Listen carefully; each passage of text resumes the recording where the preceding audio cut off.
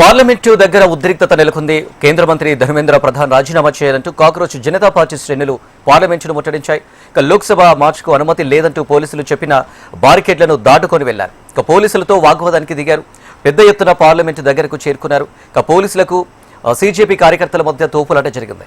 పోలీసులు tear gas ప్రయోగించి నిరసనకారులను చెదరగొట్టారు. పలువురు పోలీసులు సీజేపీ కార్యకర్తలకు గాయాలయ్యాయి. మరోవైపు కేంద్ర మంత్రి అమిత్ షాను ధర్మేంద్ర ప్రధాన్ కలిశారు. తాజా పరిస్థితులపై చర్చించారు.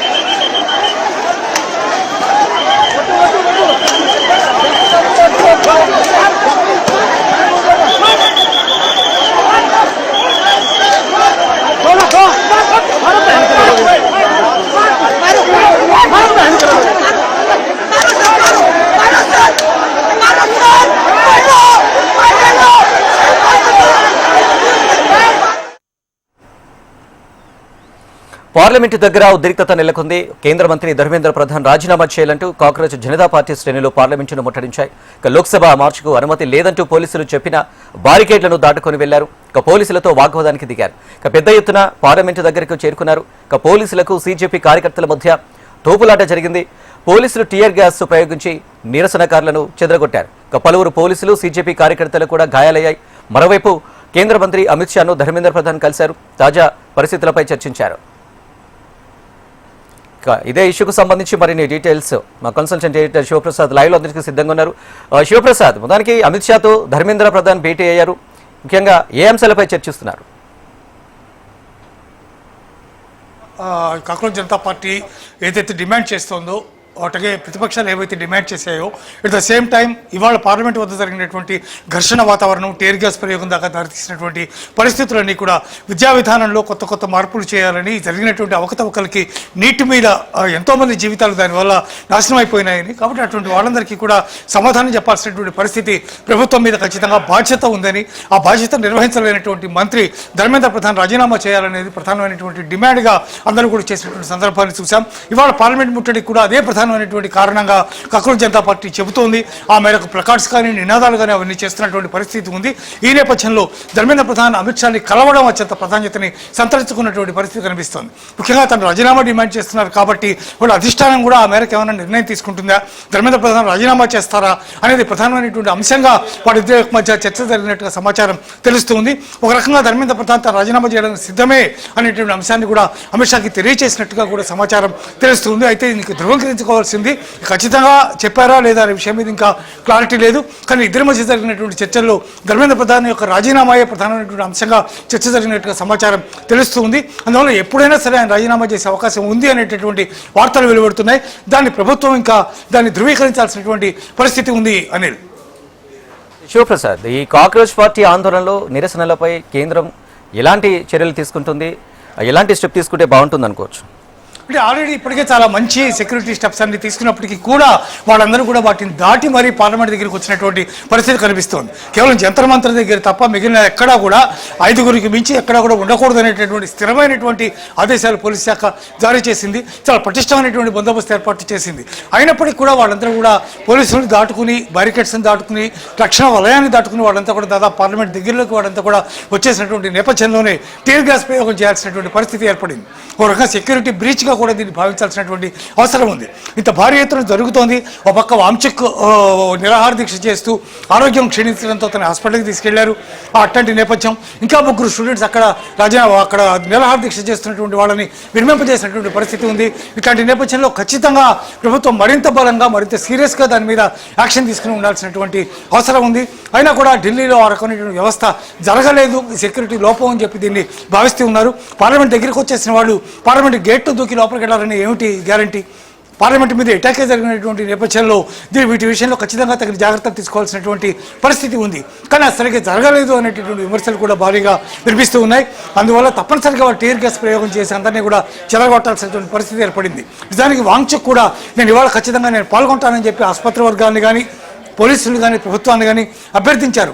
కానీ దాన్ని ప్రభుత్వం తోసిపుచ్చింది, పోలీసులు తోసిపుచ్చారు. అసలు నిరసనకే వాళ్ళు ఎక్కడ కూడా అవకాశం లేకుండా మీకు పర్మిషన్ లేదు అని చెప్పినప్పటికీ కూడా ఇంత భారీ ఎత్తున ఈ వివాదం చెలజగడం, వాళ్ళంతా పార్లమెంటుని చుట్టుముట్టడం, మొత్తం అన్ని ప్రాంతాలని కూడా దాదాపు వాళ్ళంతా నిండిపోవడం, అదంతా కూడా చాలా తీవ్రమైనటువంటి చర్యగా దీన్ని భావించవలసినటువంటి అవసరం ఉంటుంది.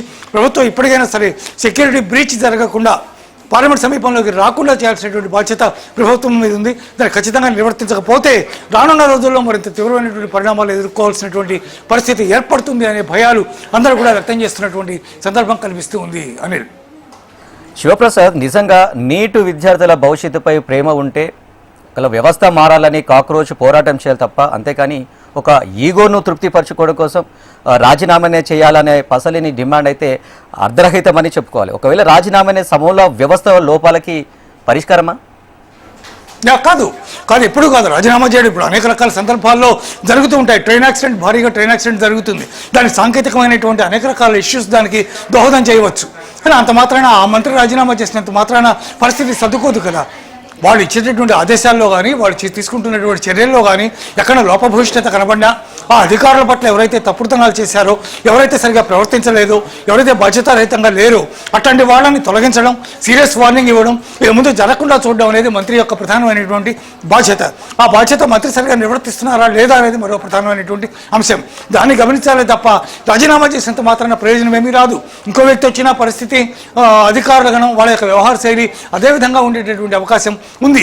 మానవ తప్పిదాలు కూడా ఒకసారి జరుగుతూ ఉంటాయి. అందువల్ల వాటన్నిటిని పరిగణలోకి తీసుకోవాలి. నిజానికి కాంగ్రెస్ జనతా పార్టీ కూడా ఎక్కడా ఎవరు ఆవేశపడద్దు, ఉద్రేకపడద్దు, ఎవరి మీద ఎటువంటి చర్యలు రాళ్ళు ఇవ్వడం కానీ మీదకెళ్ళడం కానీ ఇటువంటివన్నీ ఏమి చేయొద్దు, శాంతియుతంగానే మనం చేద్దాం అని పిలిపించినప్పటికీ కూడా వాళ్ళలో ఉండేటువంటి ఉద్రేకం, బాధ, వేదన, నీటి విషయంలో జరిగినటువంటి అవకతవకలకు సంబంధించినటువంటి ఇష్యూ, ఇవన్నీ కూడా న్యాచురల్గా కొంత ఎగ్నెస్ట్గా పరిణమించేటువంటి అవకాశం ఉంది. వీళ్ళు ఆ పరిస్థితి అలా మనకి పార్లమెంట్ దగ్గర మనకు కనిపించింది. నిరసన చేయడానికి వాళ్ళు పార్లమెంట్ గేట్ దాకా రావాల్సినటువంటి అవసరం లేదు. వాళ్ళు విధించినటువంటి షరతులకు లోబడి అక్కడ మాత్రమే వాళ్ళు ప్రదర్శన చేసినా వాళ్ళ యొక్క వాయిస్ ప్రపంచం అంతా వినిపిస్తుంది. మీడియా విస్తృతంగా పెరిగిపోయింది. ఎక్కడ ఏం జరిగినా కూడా క్షణాల్లో దాన్ని తీసుకెళ్లి చూపిస్తున్నటువంటి పరిస్థితి ఉంది. కాబట్టి వాడు దాని గురించి ఆలోచించక్కర్లా. కానీ చొచ్చుకొని వచ్చారంటే అక్కడ దాకా ఉద్రిక్తభరితమైనటువంటి వాతావరణం అక్కడ ఉందనే ఖచ్చితంగా అనుకోవాలి. అందువల్ల ధర్మేంద్ర ప్రధాన్ రాజీనామా చేసినంత మాత్రాన సంస్కరణలు వచ్చేస్తాయా? రావు. కానీ వ్యవస్థను మార్చాలి అంటే దానికి ఒక పరిశ్రమ చేయాలి. దానికి ఒక ముందు ఒక లైన్ ఒకటి గీసుకుని ఈ లైన్ లోపల ఉండాలి, ఇట్లా ఉండాలి, ఈ రకమైనటువంటి విధానాలు ఉండాలి, అవన్నీ నిర్దేశించుకోవాల్సినటువంటి అవసరం ఉంటుంది. చేసిన వాళ్ళు కూడా సామాన్యమైనటువంటి వాళ్ళు కాదు. దాంట్లో ఎవరైతే అరెస్ట్ కాబడ్డారో వాళ్ళంతా కూడా పెద్ద పెద్ద విధులు నిర్వహిస్తున్నటువంటి వ్యక్తులే వాళ్ళందరూ కూడా. అందువల్ల అట్లాంటి వాళ్ళ దగ్గర నుంచి ఇట్లాంటి పరిస్థితి ఏర్పడుతున్నప్పుడు వ్యక్తుల్లో మార్పు రానంత వరకు వ్యవస్థలు ఎప్పుడు కూడా బాగుపడవు. కానీ బాధ్యత వహించాలనేటువంటి వాళ్ళ యొక్క డిమాండ్కి ఆయన తలవొగ్గినట్టుగా మనకి కనిపిస్తూ ఉంది. కొద్దిసేపట్లో దానికి సంబంధించినటువంటి క్లారిటీ వచ్చే పరిస్థితి కూడా కనిపిస్తూ ఉంది. ఒకవేళ పార్లమెంట్ సాక్షిగా ఒకవేళ ధర్మేంద్ర ప్రధాన్ ఏదైనా మాట్లాడి చెబుతారా, లేకపోతే తన యొక్క నిర్ణయాన్ని వాయిదా వేసుకున్నారా, ఏం జరగబోతోంది, అమిత్ షా ధర్మేంద్ర ప్రధాన్ మధ్య జరిగినటువంటి చర్చలు నిజంగా ఏమిటి, రాజీనామాకు సంబంధించిన కాదా అనే అంశం మీద క్లారిటీ అయితే రావాల్సి ఉంది. కానీ ఈ సమయంలో వాడిద్దరూ మీట్ అవ్వడం వల్ల ధర్మేంద్ర ప్రధాన్ రాజీనామా చేస్తారనే వార్తలే గుప్పమనేటువంటి పరిస్థితి ఉంది. దాన్ని ధృవీకరించాల్సినటువంటి సన్నివేశం కూడా ఉంది. కాబట్టి చూద్దాం, పార్లమెంట్లో అనౌన్స్ చేస్తారా, బయట చెప్తారా, లేదా అసలు నిర్ణయం తీసుకోలేదా అనే విషయాలు కొద్దిసేపట్లో మనకు క్లారిటీ వచ్చే అవకాశం కనిపిస్తూ ఉంది.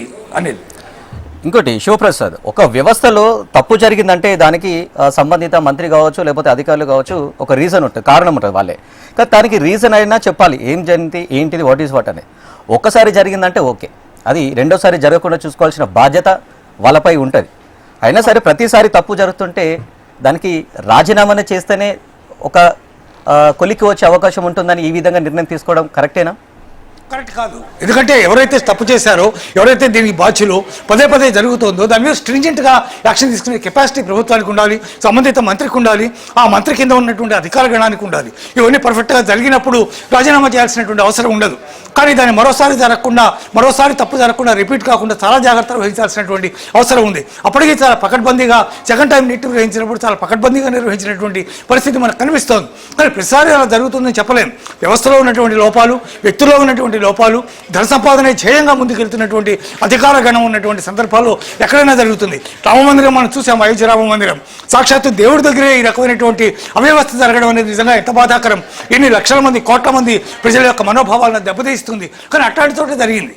కాబట్టి ఇవన్నీ కూడా వ్యక్తుల మీద కూడా వ్యవస్థ ఎప్పుడు ఆధారపడి ఉంటుంది. కాబట్టి ఆ వ్యక్తులు సరైన మార్గంలో లేకపోతే ఆ సంస్థ మొత్తానికి, ఆ వ్యవస్థ మొత్తానికి, ఆ మంత్రివర్గం మొత్తానికి, లేదా ఆ ప్రభుత్వం టోటల్గా ప్రధానమంత్రి అందరికీ కూడా దీన్ని ఆపాదించే అవకాశాలు ఉంటాయి. అందువల్ల రాజీనామా ఒకటే పరిష్కారం డెఫినెట్గా కాదు. కానీ దీన్ని ప్రక్షాళన చేయాల్సినటువంటి అవసరం మాత్రం చాలా సీరియస్గా ఉంది. స్ట్రింజెంట్ యాక్షన్ కావాలి. మరోసారి అటువంటి ఆలోచన వచ్చినా సరే అతను పనిషబుల్గా ఉండేటటువంటి పరిస్థితి కావాలి. అలా ఉన్నప్పుడు ఎవరు తప్పు చేయడానికి ముందుకు రారు, తప్పు చేసే ప్రయత్నం కూడా చేయరు అని భావించవలసి ఉంటుంది అనేది. Right Shivaprasad, thank you.